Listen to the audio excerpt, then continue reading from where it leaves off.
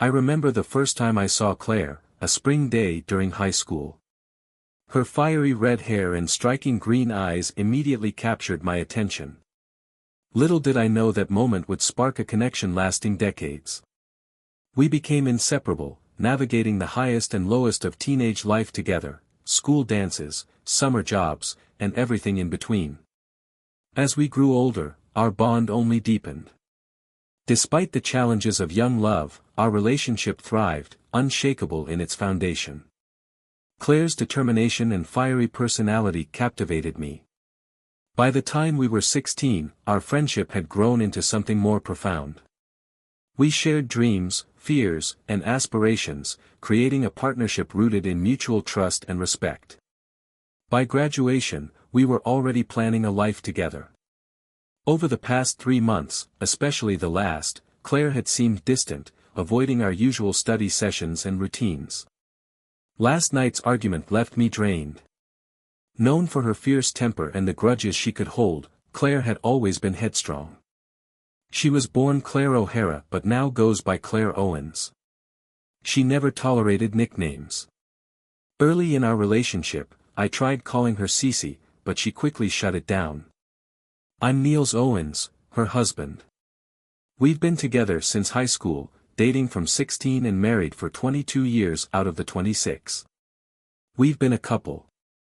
Claire's temper could be explosive, but I'd long since learned to steer clear when she was in one of her moods. She declared early on in our relationship that she wanted to be a maid of honor at her own wedding, and I respected that. I've always admired her confidence. This morning, as she said for what felt like the 1000th time, "I liked the way you do it," something about it unsettled me. It was different. Later, I got up to shower, my thoughts racing. Her words, though familiar, weighed heavily on my mind. The strain in our relationship had grown recently, more than I understood. Her usual moods rarely lasted longer than 10 days, but this had been dragging on for weeks. I finished my shower and told her it was her turn. She grew but got up and headed to the bathroom. Early in our marriage, we couldn't get enough of each other. Even during our jobs, mine as a mechanic and hers at a department store, our connection felt unbreakable. Those were our early days, full of love and scraping by financially. I worked as a mechanic until I was 28 when a local auto shop owner offered me a management position. He appreciated my knowledge of cars and my knack for working with people. Over dinner one night, he laid out a plan. I'd earn the same $40,000 annually for 10 years while he saved $20,000 yearly for a down payment to eventually sell me the franchise. We shook on it, and I gave my 2 weeks' notice. This job brought flexibility, allowing me to attend my kids' sports games, though it meant working evenings and weekends. When I told Claire about the opportunity, she was livid. I hadn't consulted her first, especially since there was no formal contract. I explained the long-term benefits for our family, but she wouldn't hear it and ignored me for a week. I hoped the plan would work out despite fearing her reaction if it didn't. Her temper had overshadowed many moments, camping trips, birthdays, and even vacations. Years later, the franchise expanded to 4 locations, thriving with steady growth. Claire, always hardworking, returned to managing an insurance office after our kids were born. I knew the stress of her job might explain her worsening attitude over the years. About 2 years ago, things shifted noticeably. Her temper flared more often, and she began belittling me in ways that hurt deeply. These past 3 months had been especially tense. Attempts to address the issues briefly helped but always led to bitter fights. Her moods affected everything, leaving me dreading time at home. By Friday, after another rough week, Claire came home late, demanding intimacy. I snapped, telling her I wasn't at her back and to call. Frustrated, I spent the night in my son Mason's room. While grabbing clothes, I saw a text on her phone from someone named CB asking, "So, did he do it?" My stomach dropped. Her comment earlier, "I like the way you do it," echoed in my head, now laced with suspicion. Has she been comparing me to someone else? I felt sick. When Claire asked if I was okay, I told her I felt nauseous and needed space, avoiding her touch. I drove to the store, claiming I needed something for my stomach. As I drove, my thoughts spiraled, piecing together subtle changes in her behavior over the past months. Could she have been unfaithful? We'd always trusted each other's privacy, never needing passwords for phones or computers. But now, doubt clouded everything. After circling the neighborhood aimlessly, I eventually stopped at the grocery store, picking up stomach medicine. When I returned home, I took some Pepto and NyQuil before heading straight to my son Mason's room. Claire came in and asked, "Are you feeling any better?" I mumbled something, got undressed, and climbed into bed. She touched my forehead, saying, "You're not running a fever." My mind raced with thoughts of betrayal. How could she do this to us? She offered to make chicken noodle soup, but I refused, claiming I'd just throw it up. I didn't trust her and wanted her gone. "I'm going to bed. I'll feel better after some sleep," I said. "Okay, I'll check on you later," she replied as she left the room. Sleep was the furthest thing from my mind. Memories of our life together flooded in: meeting, marriage, kids, vacations, graduations. I couldn't pinpoint anything to validate my suspicions, but I needed proof. Lying there, I began forming a plan. If she had cheated, I knew I could never forgive her. Getting up to use the bathroom, I noticed her phone on the nightstand. A message from CB caught my eye. I made a reservation for Wednesday afternoon. A hotel reservation. My gut churned as I decided I'd take Wednesday afternoon off to follow her. Pretending to be sick for the next few days, I minimized our interactions. We still shared a bed, but there was no intimacy. It's astonishing how quickly love can transform into revulsion. On Wednesday, I left work during lunch and drove to her office. I parked discreetly, eating a small snack while my stomach twisted with anxiety. For an hour and a half, I waited, second-guessing myself.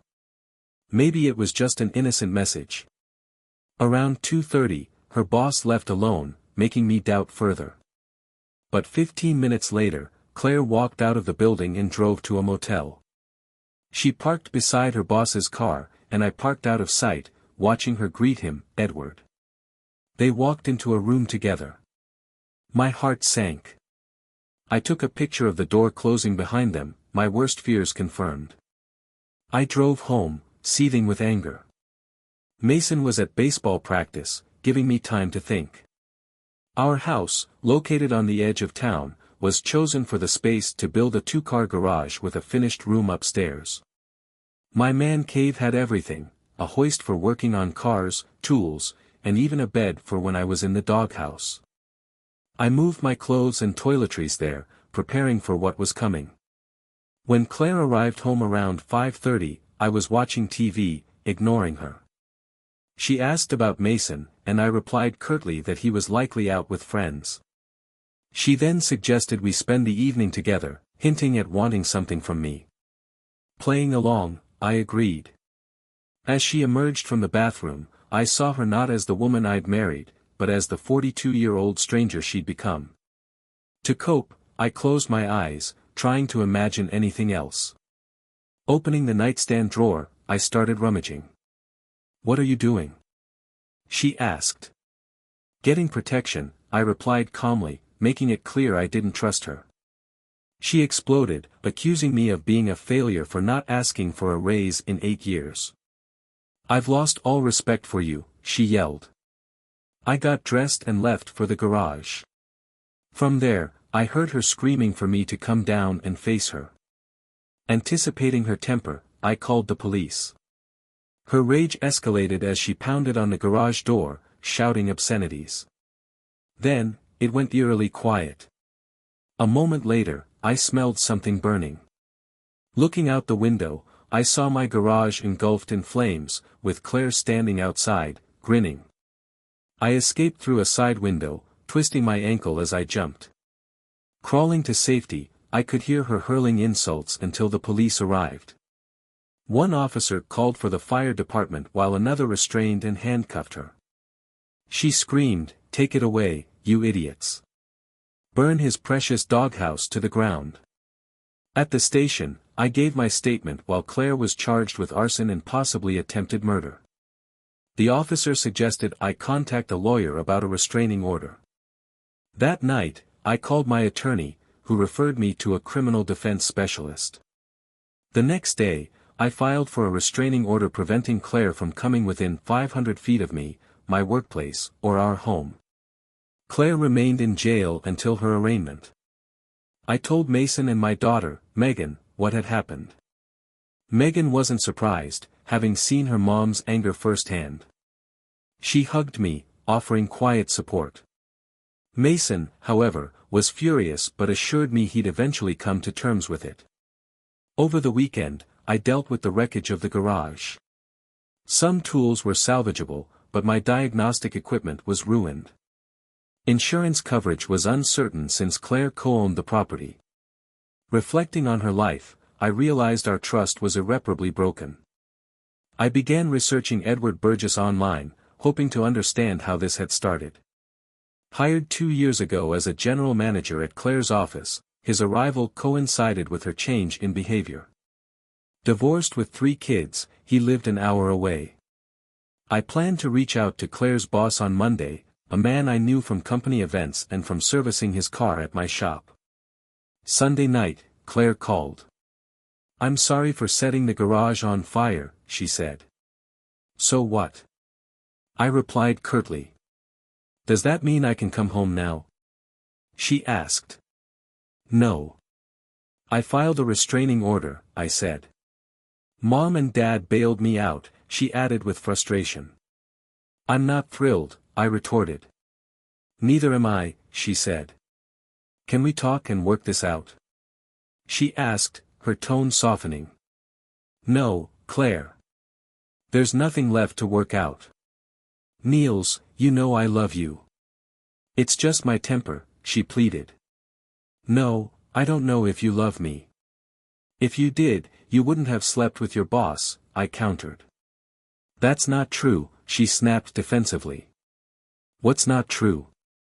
"That I don't know if you love me, or that you're sleeping with him," I demanded. "Both," she replied. "Claire, I saw you with him at the motel." "Don't deny it," I said. She gasped audibly. "Why?" I asked, pressing her for answers. "It was a mistake, a one-time thing," she claimed. "Nonsense, Claire. I'm tired of your lies," I said before hanging up and shutting off my phone. About half an hour later, her father, Mr. O'Hara, who had always been like a second dad to me, knocked on my door. His face reflected confusion. "What did she tell you?" I asked. "That you two had a fight and you kicked her out," he replied. "How did she explain being in jail?" I questioned. "She said she was burning your car manuals in the garage, and it got out of hand," he answered. Shaking my head, I told him, "You need to get the truth from her." "Are you going to tell me what happened?" he asked. "I don't think you want to hear it, Mr. O'Hara," I replied. "Why the formalities?" "You know I consider you my son," he said. "Because soon, we won't have that relationship." "You'll probably hate me," I explained. "Is it really that bad?" he asked hesitantly. I nodded, and he seemed to understand. No father wants to imagine his daughter doing such things. Later, I received a text from him, "I'm sorry. Claire must have confessed." I suspected their home was filled with heated arguments that night. The next day, I called her boss. "Niels, how are you?" he asked, recognizing my name. "I'm sorry, sir, but this isn't a pleasant call," I began. "Oh," he said, waiting. "Claire and I are getting a divorce because she's been having an affair with Edward Burgess," I explained. "Oh, no," he replied, sounding regretful. I knew I should have trusted my instincts. I should have looked into Edward more carefully. "This isn't your fault. They're both adults," I reassured him. "Niels, give me until the end of the week. I can't change what happened, but I can address this," he offered. Sir, if you fire Claire, it will hurt me financially during the divorce. I'd appreciate it if you kept her employed, I requested. She's always been a great employee, so yes, I'll keep her, he agreed. I thanked him, knowing he was a good man. The divorce papers were served to Claire discreetly at work. She called me immediately, starting with, "You goddamn prick."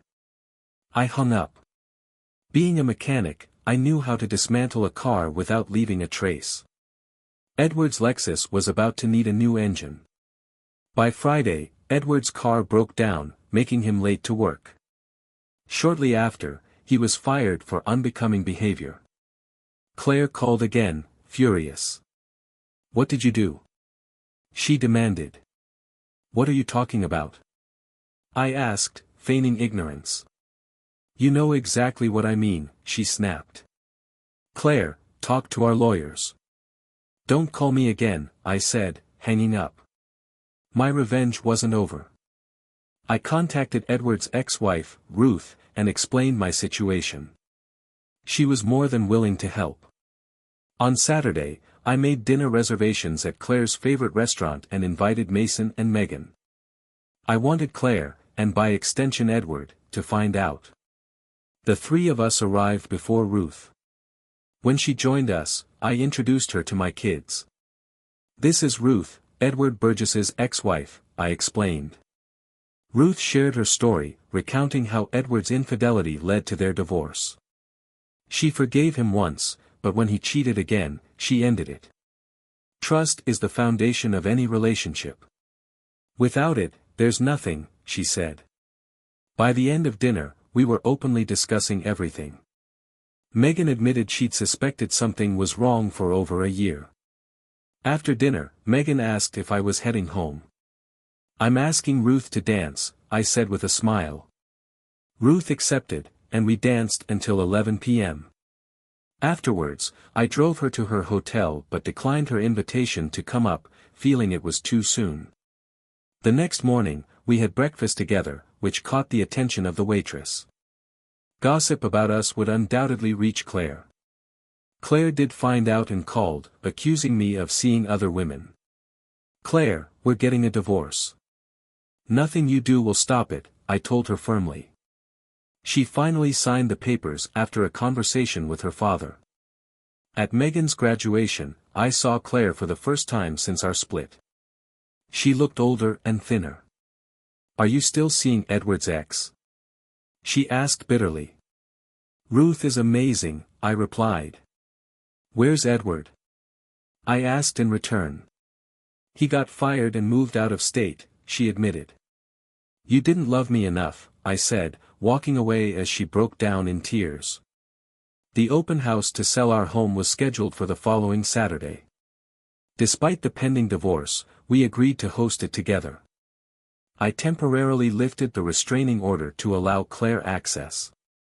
Seeing her in familiar settings was painful, a stark reminder of what we'd lost. As I took out the trash, Claire approached. "Thank you for letting me help with this," she said quietly. "You'll always be their mother," I replied, continuing with my task. "Niels, can you look at me?" she asked. I stopped and looked at her. "I'm sorry for what I did to us," she said, her voice breaking. For the first time, she apologized for the affair.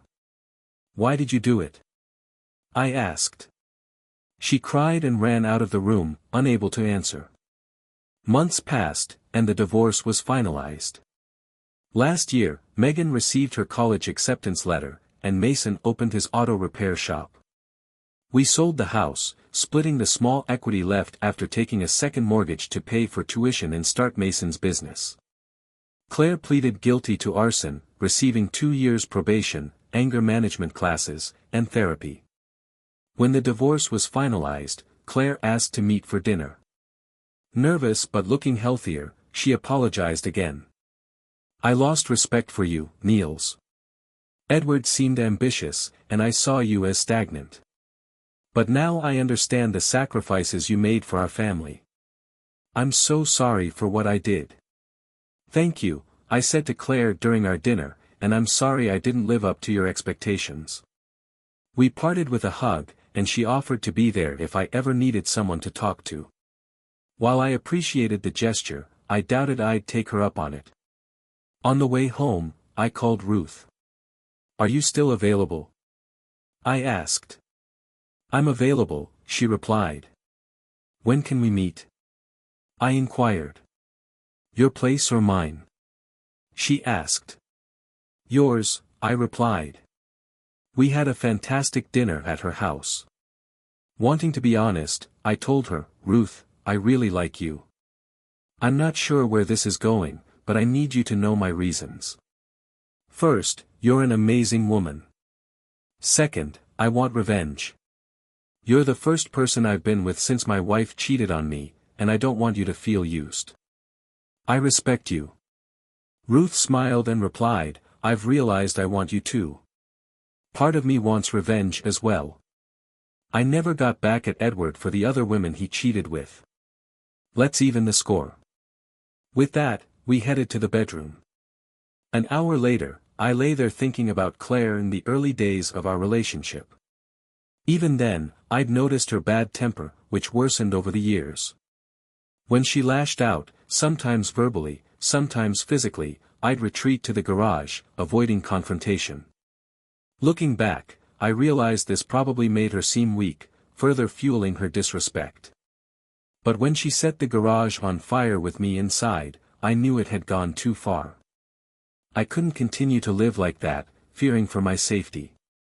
The betrayal and shattered trust left no other option but to end our marriage. Lying next to Ruth, I thought about the nature of our connection. She was wonderful, but we couldn't build a meaningful relationship on shared animosity. Still, we could enjoy what we have for now. "You're amazing, Ruth.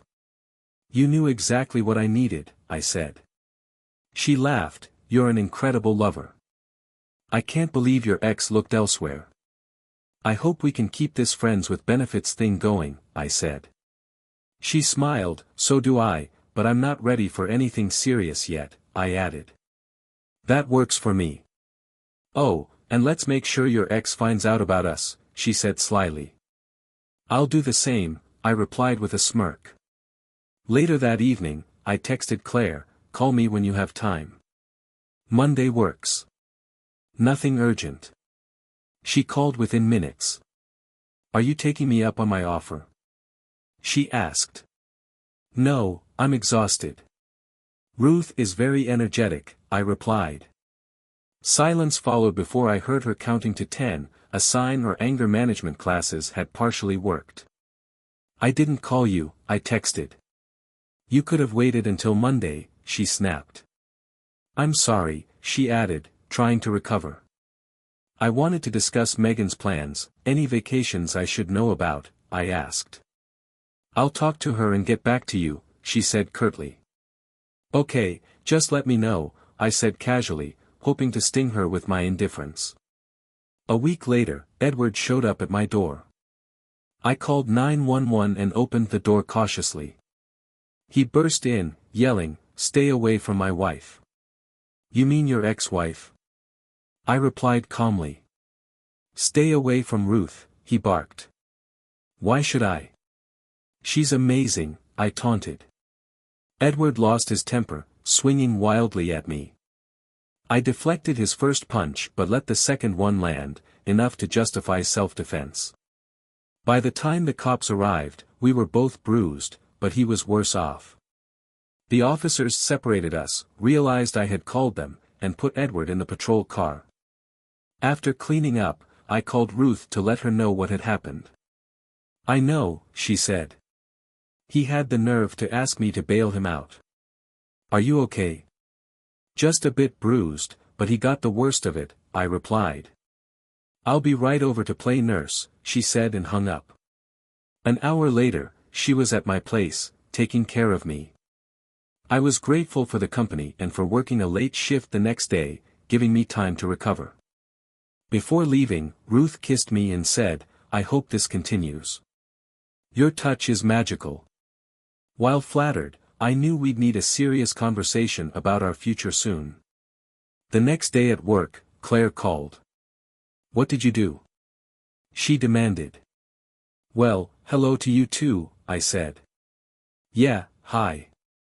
What did you do? She pressed. What are you talking about? I played dumb. You had Edward arrested, she accused. No, he arrested himself, I replied. That's not what he said, she countered. Oh, so you're taking his word over mine? Sounds about right, I said sarcastically. He's not my lover anymore, I insisted. That ended over a month ago, she insisted. Say you, I teased. Why are you such a jerk? She snapped. I guess I had a good teacher, I replied. Are you going to drop the charges? She pleaded. Why would I? He broke into my place and attacked me, I explained. Because I'm asking you to, she said. You're not my wife anymore. I don't have to do what you say, I stated before hanging up. Edward was later charged with assault and battery and would likely spend 90 days in jail, losing his job. I couldn't help but smile when I heard that. That Thursday, I ended up at Smitty's, the bar Claire and I used to frequent. Sometimes, familiar places can bring clarity.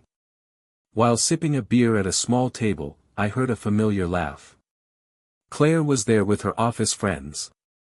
She spotted me but quickly led her group to a table far from mine. After about 10 minutes, 2 women from her group headed to the restroom. One stopped at my table. You're Claire's ex, right?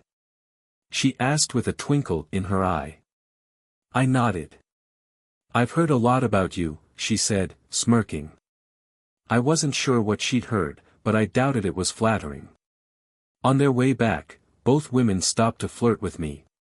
One was about 10 years younger than me, the other 15. Unlike men, these women didn't seem to mind flirting with a friend's ex. I flirted back, thinking it might annoy Claire. As they left, one slipped me her business card. Isabella Estrada. I glanced at Claire and saw sadness flash across her face, quickly replaced by her usual fury. I reflected on my past with her. I still loved her, but living with her had been like living with a volcano, always on edge, waiting for the next eruption. If she hadn't cheated, I might have stayed, but was I better off now? I didn't know. Saturday morning, I dialed Isabella's number. Hello, she answered. Hi, Isabella. This is Niels Owens. We met at Smitty's on Thursday, I said. Yes, I remember the handsome man sitting alone, she teased. I blushed. I was just unwinding and thinking, I admitted. Would you like to talk about it? She asked. Yeah, I think I would, I replied. How about tonight? She suggested. Sure, Smitty's at 7:30, I proposed. I'll be there, she said warmly. I felt nervous. What could a younger woman possibly see in me? I hadn't dated in over 25 years. Dressing in business casual, I wanted to make an effort. When Isabella and I met, we hit it off right away. She was engaging, charming, and wonderful to look at. Once I felt comfortable, I decided to ask what had been on my mind. You work with my ex, so you've probably heard bad things about me. Why would you want to date me? I asked. Before she got involved with Edward, she used to talk about you in a way that intrigued me. She seemed genuinely impressed by you, Isabella explained. Later, when she and Edward were socializing at work events, I started noticing changes. From what I gathered, the affair likely began about 3 months before you served her with divorce papers, she added. Her timeline matched what I'd noticed about Claire's shifting attitude. Isabella continued, during bachelorette parties, your ex actually talked about how satisfied she was with you. She paused, her gaze intense. So naturally, I'm curious. I blushed, never expecting Claire to discuss me like that. Isabella smiled, don't be embarrassed. If you're as good as she said, this is going to be fun. We finished our food and drinks, and when the waitress brought the check, she handed me a receipt with a smile, saying, "Keep this, you might win something." Her cryptic wink left me puzzled, but I slipped the check into my pocket. As we walked out, Isabella took my hand. "Now for dessert," she said softly. Surprised but intrigued, I replied, "Your place or mine?" "I'd rather go to your place." "You can tell a lot about someone by how they live," she said. She hopped into my truck, meaning I'd need to drive her back later for a car. When we arrived at my house, we headed straight for the bedroom. By the time we fell asleep, it was nearly 10 a.m. The next day, we had lunch before I dropped her off at home. Isabella made me promise to call her again, and I assured her I would. On my way home, I found the receipt from Smitty's in my wallet. Written on it was the waitress Kate's name and number. This new reality, women showing interest in me, would take some getting used to. Monday after work, I went back to Smitty's and found Kate there. She was closer to my age, and we struck up a conversation. I asked her out, and since weekends were busy for her, we planned a Wednesday date, her day off. As I walked in my truck, my phone rang. A woman's voice said, "Hello, Niels, it's Grace. We met last Thursday night at Smitty's with Isabella." "Oh yes, I remember you," I said. "Isabella told me she had a great time with you on Saturday. I was wondering if we could go out sometime," she suggested. "Aren't I a bit old for you?" I asked. "Not at all. I prefer older guys, they're more mature and easier to get along with," she replied. We agreed to meet that Saturday, and Grace proved to be a very enthusiastic companion. My Wednesday date with Kate went just as well. Like Isabella and Ruth before her, she said, "I like the way you do it." On Sunday, Ruth invited me to dinner, and after an amazing meal, we spent the evening together. I was beginning to enjoy single life. On Monday night, Claire called. "What the hell do you think you're doing?" she demanded. "Sitting here watching TV," I replied, feigning innocence. "No, I mean you, a 40-year-old man dating women 10 and 15 years younger. Don't you have any remorse?" she asked. "You must be talking about Isabella and Grace," I said. "Yes, of course," she confirmed. "They both asked me out. Dating has changed. I like not having to ask a woman out and face rejection. It's nice to feel wanted," I explained. "Well, stop dating people I work with," she snapped. "Why would I?" I asked. "Because I said so," she replied. "We're not married anymore."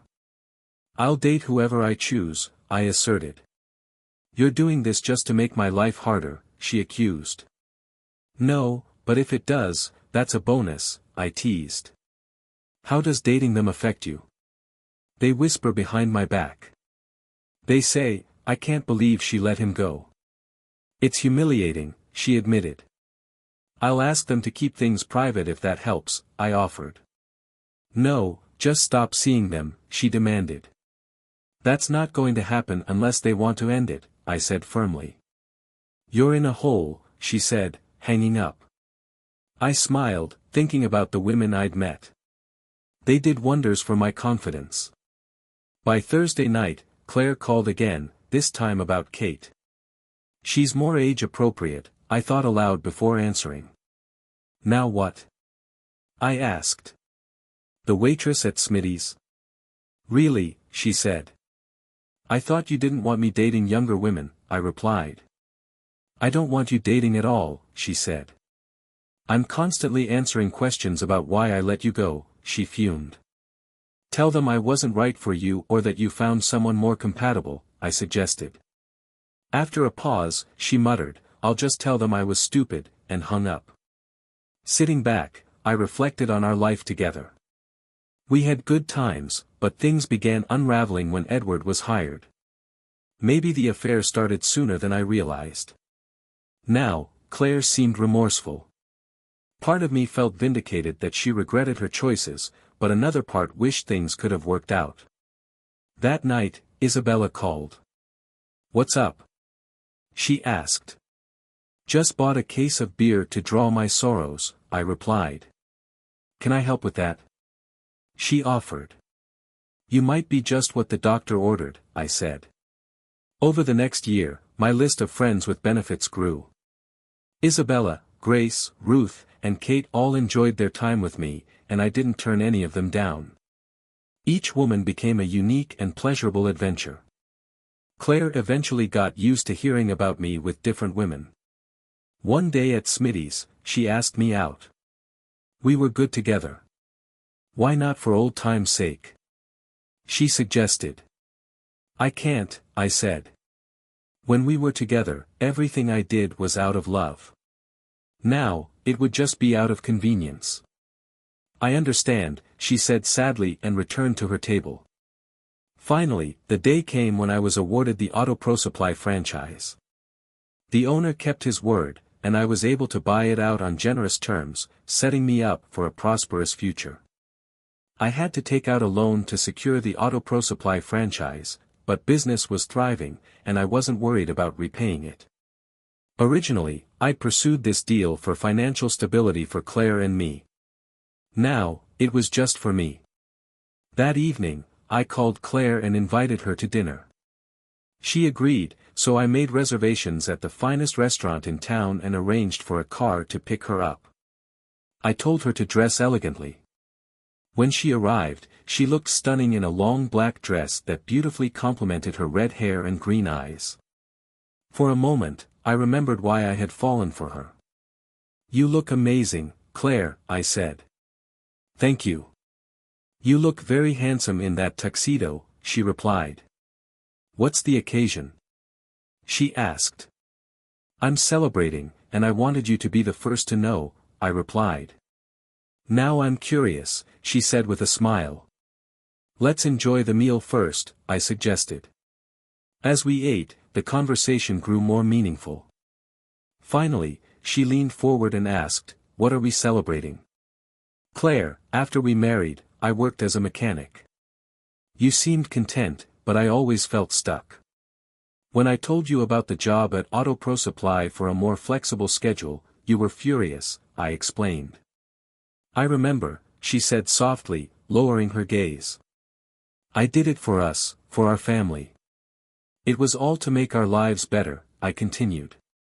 "And I ruined it all," she said, her voice breaking.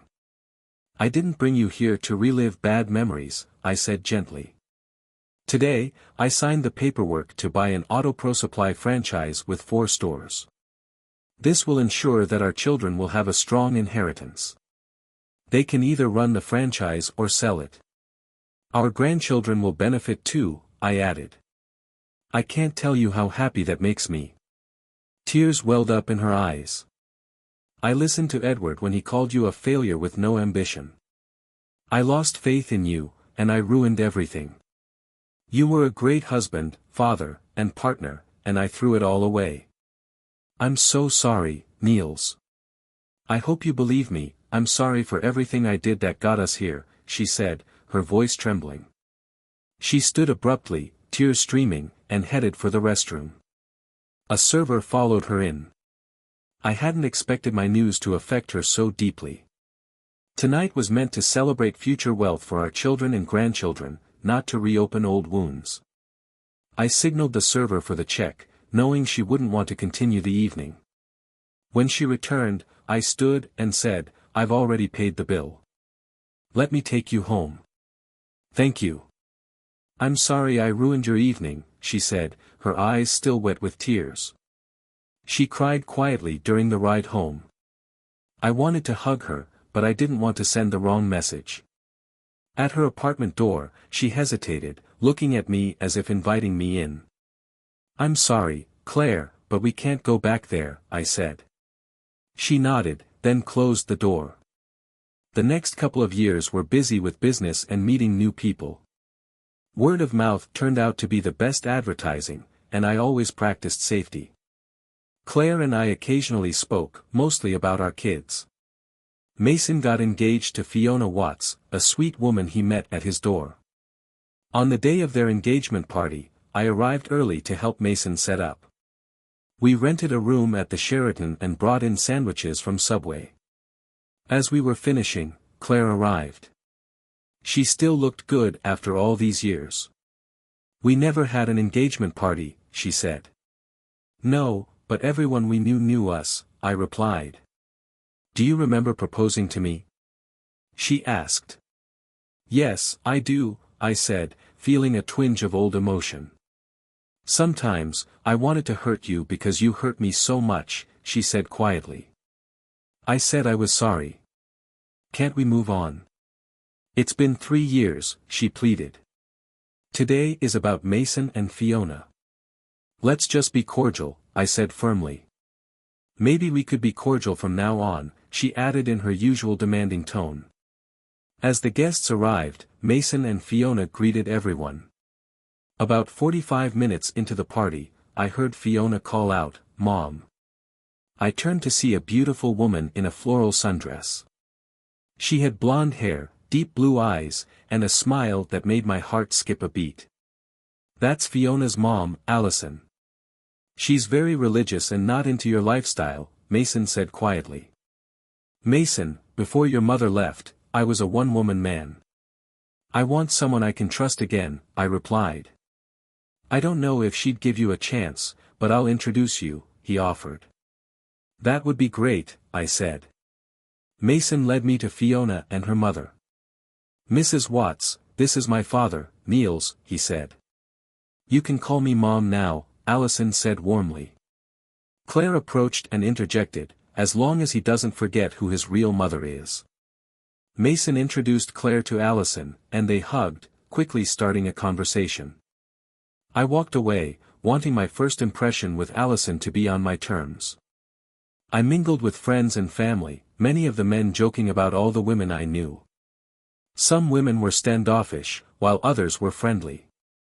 Talking to a divorced woman named Beth, Claire approached. "You better be careful with them. You never know what you might pick up," she said sharply. Angry, I replied, "Don't mind her, she's just mad I'm not giving her any attention." "Niels, you're a creep," Claire shot back. "You're the one interfering." "Let's just keep our distance," I said before turning to Beth. "Want to take a walk and talk privately?" I asked, mostly to irritate Claire. 2 hours into the party, I finally introduced myself to Allison. "So, you're the infamous Niels," she said with a slight edge. "I don't know what you've heard, but yes, I'm Mason's father," I replied. "Mason seems like a fine young man." "I hope he doesn't offend my Fiona," she said pointedly. "He's hardworking and loves Fiona deeply. He'll do right by her," I assured her. "Well, I hope he stays faithful," she added bluntly. "He will. You have nothing to worry about," I replied confidently. "It'll be a church wedding," she said. "Promises made before God and family," I said. "Look, I know you've heard things about me. Let's talk and clear the air," I said. "I think that's a good idea, but not here," she said. "Pick a time and place, and I'll be there," I offered. "Tomorrow after church. We'll go to Cracker Barrel," she suggested, giving me the details. For the rest of the party, Allison and I exchanged subtle glances, the connection between us unspoken but palpable. I remained a mystery to most at the engagement party as it wound down. Claire approached me with her usual mix of curiosity and critique. "Fiona's lovely, but they're moving fast. Did you know they plan to marry within a year?" she asked. "Mason's smart. He knows what he wants. Meeting and marrying quickly can create challenges, but we knew each other for years and still divorced. It's their commitment that will determine their success." "And I think they're committed," I replied. Claire looked regretful, clearly reminded of how she had broken her commitment to our marriage.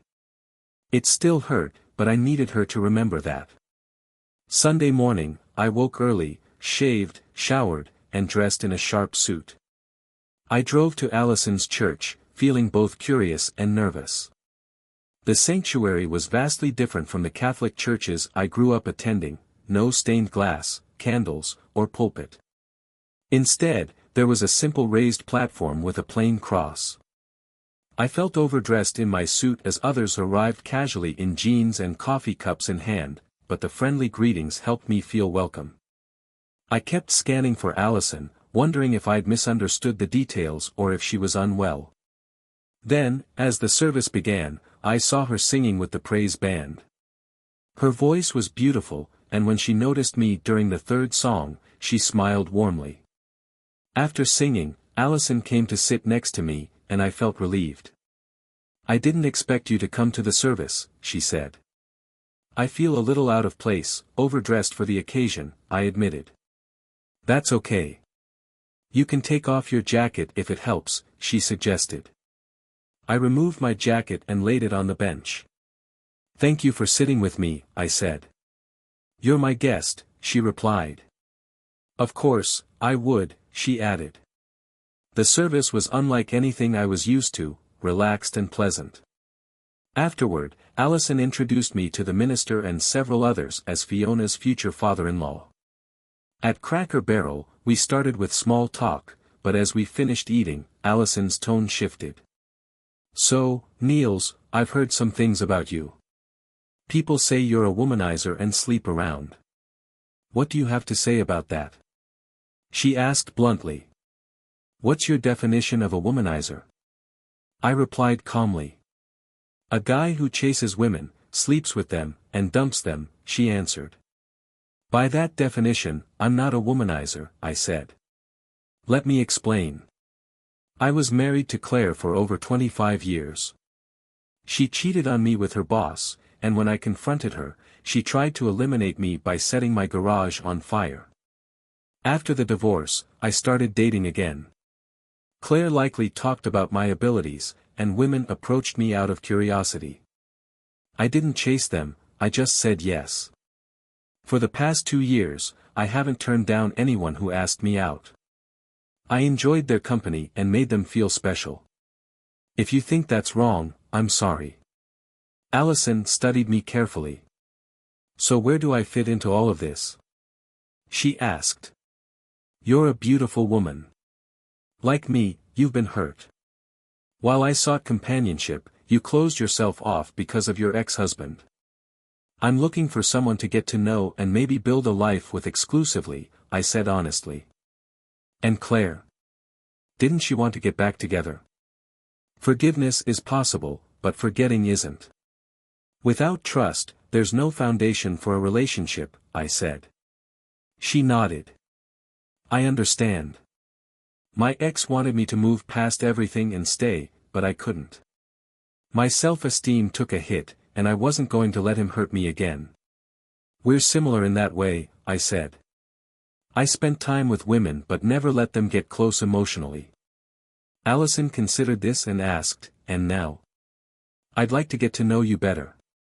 If there's potential, I'll commit to you fully," I replied. "Let me be upfront, I'm not doing anything until I'm married," she said firmly. I smiled. "Allison, I dated Claire in high school and waited until we were married. I'm fine with waiting." She seemed reassured. "Niels, I appreciate your honesty. I think I like you. Let's see where this goes." Over the next 4 months, we saw each other regularly, either at her place or mine.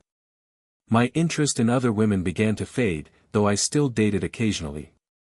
Compliments that once boosted my ego now felt hollow. One night at dinner, Allison told me she was ready to commit. "That makes me the happiest man on earth," I said. "Honestly, the last 4 months have been meaningless when I wasn't with you. I love you." She hesitated but then said, I think I'm falling in love with you too. Please be patient with me." I promised to be patient both emotionally and physically. One day, Claire called. "Hi, Niels," she said. "Hi, Claire. How are you? What can I do for you?" I replied, cheerful.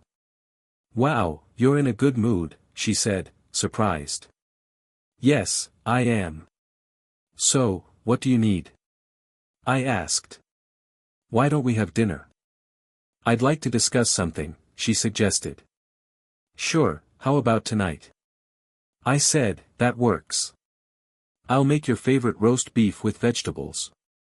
Can you come over around 7? I agreed but felt hesitant. Later, I called Allison to let her know. It's probably about the wedding next month, she said. At dinner, Claire eventually revealed her intent. Niels, Mason's wedding made me think about us, she began. There's no us, I said. Remember how good we were together, she asked. We were, but the key word is, were, I said gently. I forgive you, but I can never forget what you did.